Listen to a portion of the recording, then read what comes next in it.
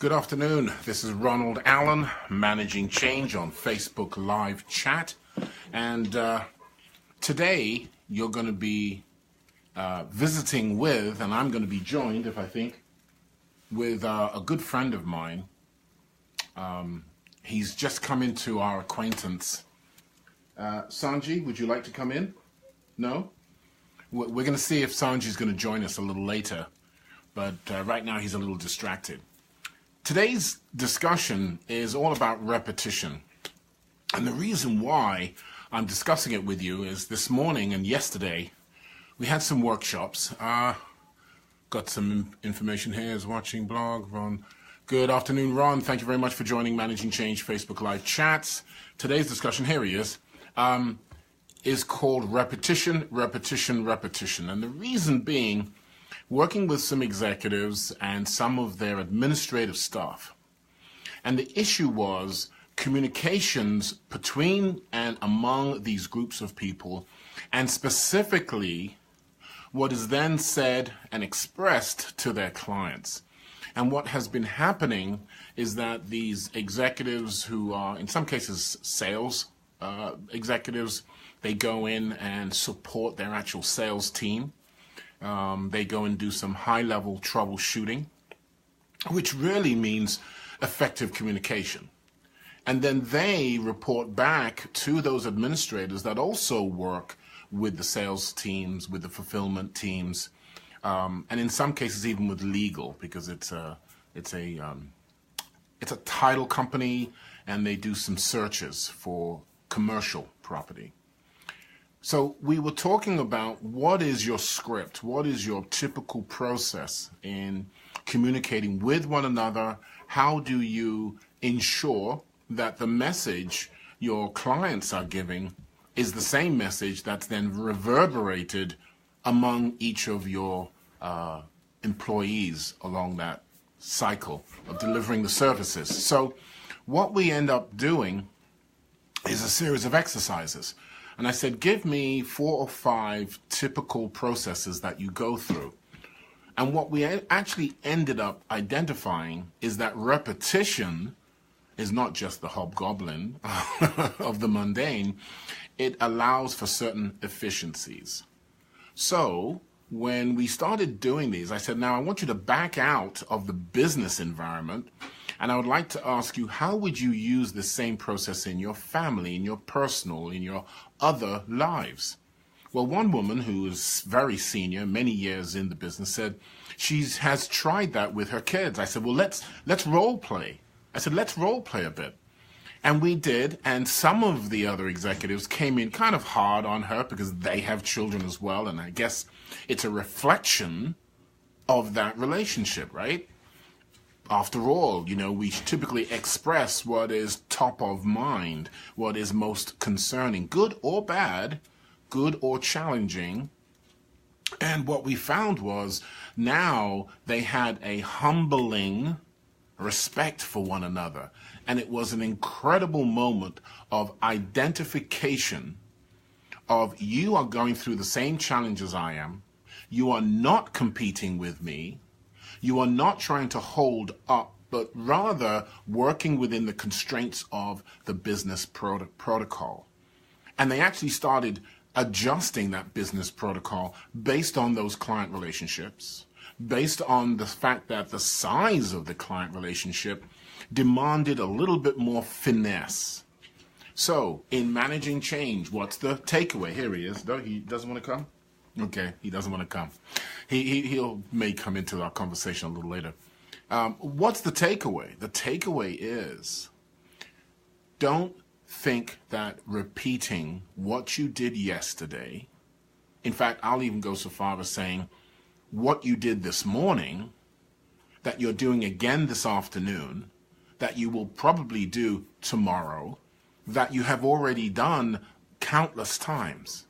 Rather, look for efficiencies. Look for, how do we improve? That is managing change. Many people will express concern that we've done this before. This is the same old process that we've done before.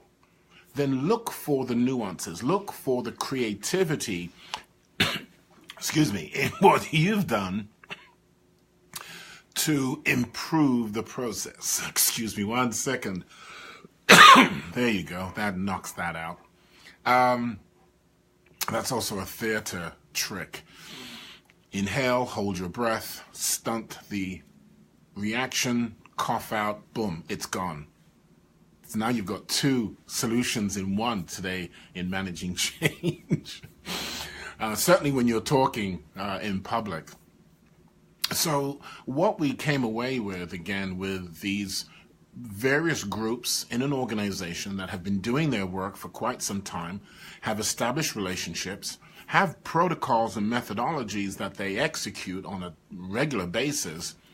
Now they've found that they are have more in common, have similar challenges, yet different ways of addressing those challenges, and they're willing to come together and discuss them and work through them.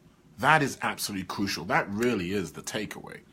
Because even if you have the same problems, which many of your different departments in your companies, again, in the family, right? Mom, dad, brother, sister, if you have multiple brothers and sisters, we all have different ways of engaging and expressing ourselves. If we can value that difference and use it based on optimizing what type of outcome we're looking for, instead of shutting down the opportunity, shutting down the probability of one or the other working, we actually come out with, if you're only talking about 2, 3 options. It's the interpretation of the process. It is the ability to say, what if we adjust the first to include a component of the second, and now we create a third different path? So think about that the next time you have a challenge at work. Talk with your people, engage them in what process they have, get the different departments involved, sit down and look at what is their drive, what are their main risks, concerns, how do they, this is important by the way, of course, for project management, in fact for anything, what is their strategic objectives? What is the strategy in terms of achieving those objectives? And you'll find that instead of having one, because again, there are so many different changes, we even spoke about, here's another conversation that came out of this. Many felt that the economy has been so bad for so long, and the shift in skill sets needed to do their jobs, they were kind of pessimistic. Oh, they're going to stay at their jobs. Many have no choice. It is the outward-looking, future thought constructs that really enable or disable us to work efficiently. Think about your own job. Think about your own situation. If you're going through a challenge right now, are you optimistic about the achievability of your goals, of coming to the end of this challenge? And if you are, what's making you think that way? Conversely, if you're negative, does that, number one, does that serve your purpose? Even if you can't get out of the situation. And I say that because think of all the immigrants that come over to this country that die trying to come here. They have made a resolve that they must move from where they are to hopefully a better, enlightened, more opportunistic situation. And they will die for it. It's not that they're saying, I will die for it. What they're saying is, I will go through these trials and tribulations because I believe there's a better side at the end. There's a better opportunity at the end. There is light at the end. So we need to be reflective with that. We need to remind ourselves of that. That as life it certainly is changing drastically now, right? We need certifications across the board. They're dumbing down our rights as, what is the term? At will employees, which means you can be fired at any time. So your mind, the constructs in your mind must change first. You can have all the templates you want, methodologies, processes, wonderful. If your mind is still stuck on industrial mindset, right? Take the micro manager mentality, and yet you see so many companies and opportunities now giving employees a chance to be part of the process.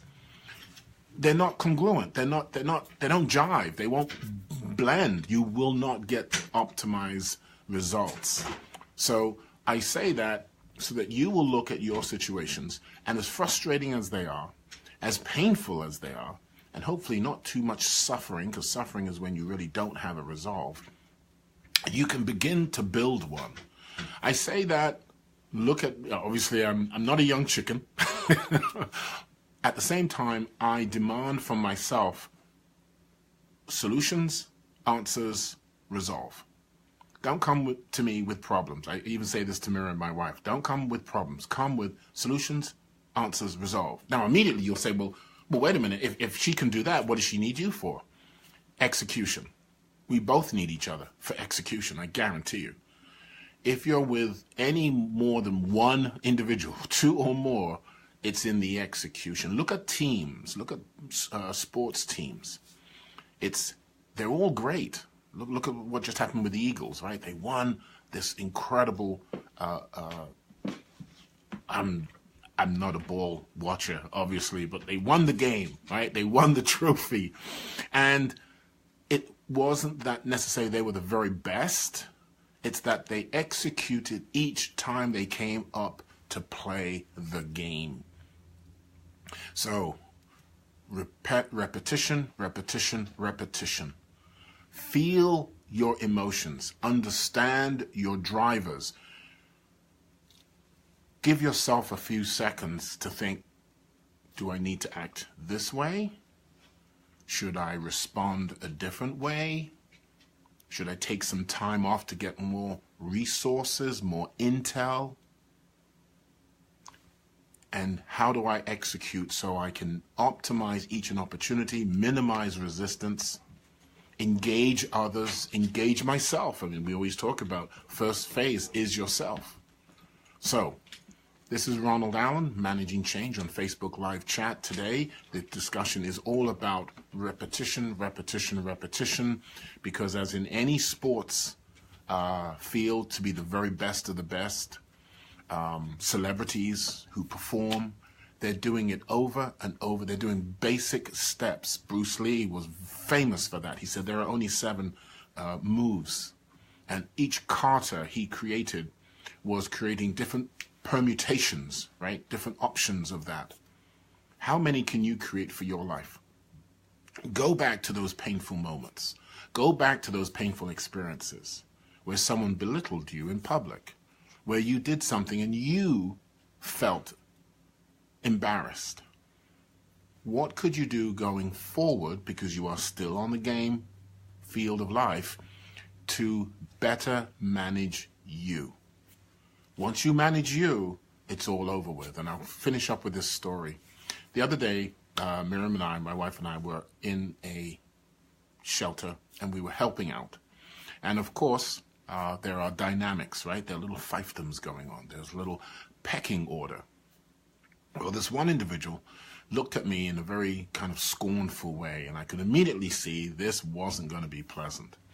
Well, she kept stabbing at me with little words, not a fork or a knife. She kept stabbing at me, saying, oh, you're not doing this right. You're not putting this right. Why are you over here? Why? And I was told by, I think it was like the executive, right? One of the executives, Ron, this is what we want you to do to help us out volunteering. No problem. And she said something, and I had to really check myself. She said, oh, you dropped it. Typical male. Well, my antenna went up. I mean, my hairs on the back of my neck, which I have none, went up. And I was ready to go into full verbal battle. And then I said to myself, I haven't heard anything that requires a response. How brilliant. Not for me, just the thinking. Come on, I'm not that narcissistic. Think of that. I have not heard anything that requires a response. It diffuses the issue. It removes the identity that you need to respond to anything. And most importantly, basic psychology here, it's as if you never heard them. You know the expression, the opposite of love? It's not hate, it's indifference. So get on with your life. Get on with the things that are meaningful to you, because there's so much noise out here. Repetition. Find out what works. How can you improve on it? How can you make your processes each and every day fine-tuned? Think of military, right? They exercise over and over and over. They take their guns apart 1,000 times. Ball players, 100 free throws up to the ball from the 2, the 3, what is it, the paint distance, right? Some go to the halfway line. What exercise, what